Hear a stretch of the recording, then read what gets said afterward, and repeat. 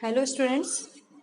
आज हम करेंगे टीजीटी 2016 का वोकल म्यूज़िक पेपर। आप देख ही रहे होंगे ये जो बुकलेट सीरीज़ है, डी बुकलेट सीरीज़ है, जिसमें हमें अपनी पहले सारी जानकारी भरनी होती है, जैसे अनुक्रमांक, अंकों में, शब्दों में, जहाँ पर हमारा सेंटर पड़ा है वह देना होता है।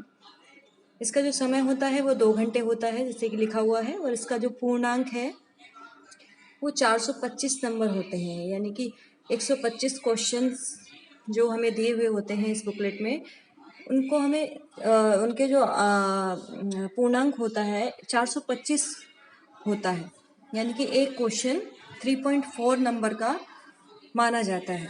तो अगर आप रिटन में ज़्यादा से ज़्यादा मेहनत करेंगे वो बढ़िया होगा। तो देखते हैं पहला क्वेश्चन। पंडित वी.एन. भातखंडे का जन्म डैश में हुआ। इसमें जो ऑप्शन दिए हुए हैं वो पुणे, मिरज, मुंबई और बेलगांव। इनका जो जन्म हुआ वो मुंबई के बालकेश्वर नामक स्थान पर हुआ। शुद्ध और विकटता भेद है। शुद्ध और विकटता जाति के भेद हैं। जातियाँ 18 होती हैं, जिनमें शुद्धा से 7 और विकटता से 11 जातियाँ बनती हैं। उत्तर राग को पहचानने में कौन सा स्वर आवश्यक है?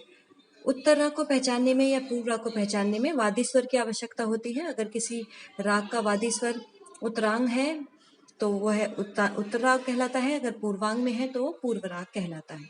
किसी ताल की पहली मात्रा क्या कहलाती है? सम कहलाती है। ताल 3 ताल में मात्रा और ताली और खाली की संख्या है 16, 3, 1, यानी कि इसका ए ऑप्शन सही था। नेक्स्ट क्वेश्चन पे आते हैं। दादरा ताल के आड़ लयकारी में दूसरे आवर्तन में लयकारी पूर्ण करने के लिए किस मात्रा पर ताल का तीसरा चक्र शुरू होता है? ये आप जैसे आड़ बनाएंगे, 3 बार आड़ को लिखेंगे, आड़ का जो मान होता है वो 3/2 होता है, तो इसका तीसरा चक्र तीसरी मात्रा से ही शुरू होगा। संगीत में किस नाद का प्रयोग होता है? आहत नाद का प्रयोग होता है। 2 प्रकार के नाद होते हैं, नाद के 2 भेद हैं, आहत और अनाहत, लेकिन संगीत में आहत नाद का प्रयोग होता है। सदारंग अदारंग किस राजा के यहाँ अधीनस्थ थे? ये मोहम्मद शाह रंगीले राजा के यहाँ अधीनस्थ थे। ध्वनि करते हुए एक ताल में धुन गिरने की प्रक्रिया क्या कहलाती है? यह सशब्द क्रिया कहलाती है। अगर कोई भी ताल को हम ध्वनि करते हुए लगाएंगे तो वह सशब्द क्रिया कहलाएगी। नेक्स्ट पे आते हैं। उदाहरण के लिए 16 सेकंड में यदि हम 16 शब्द गाते हैं तो ताल की लय क्या कहलाती है? अब ये क्वेश्चन दिया हुआ है, इसका आंसर आप मुझे कमेंट बॉक्स में देंगे, क्योंकि मेरे हिसाब से जो लय होती है वो सब अपनी अलग अलग मानते हैं। इस तरह से नहीं हो सकता कि 16 सेकंड में ही 16 शब्द गाएं, तो कौन सी लय होगी? तो ये आप मुझे बताएंगे कमेंट बॉक्स में।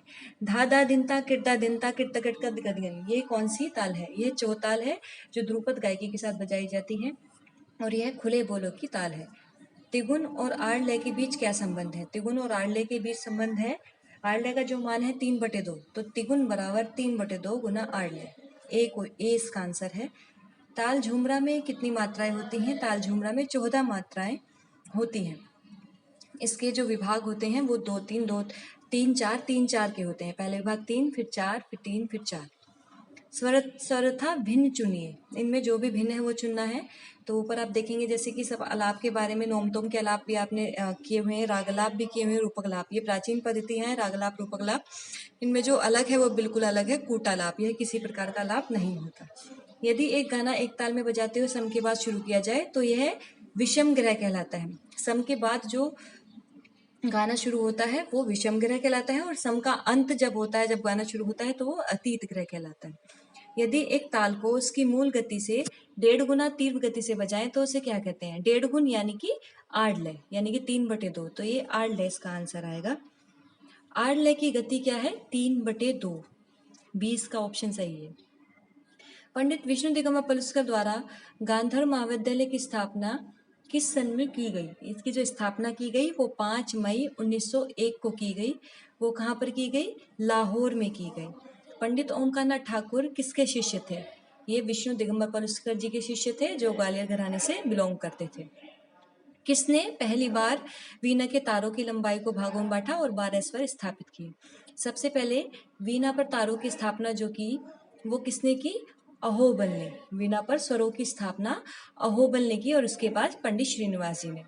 वह स्वर जिस पर गीत खत्म होता है वह क्या कहलाता है? वह न्यास कहलाता है। ये जाति के 10 लक्षणों में से एक दिया है। कौन से 2 स्वर अचल स्वर कहलाते हैं? सा और पा। सा और पा दोनों स्वर अचल स्वर हैं।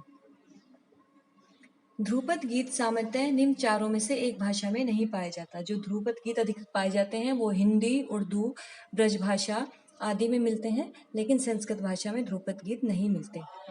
यह कहा जाता है कि किसने गायन की टप्पा शैली खोजी। इनमें से शोरी मियाँ, जिनका पूरा नाम था गुलाम नबी शोरी, उन्होंने टप्पा शैली खोजी, यानी कि उसके रचयिता शोरी मियाँ हैं।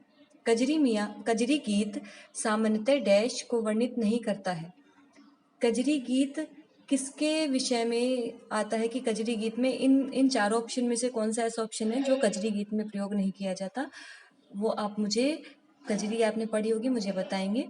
लयकारी का प्रयोग किस गायन शैली में किया जाता है? धमार में।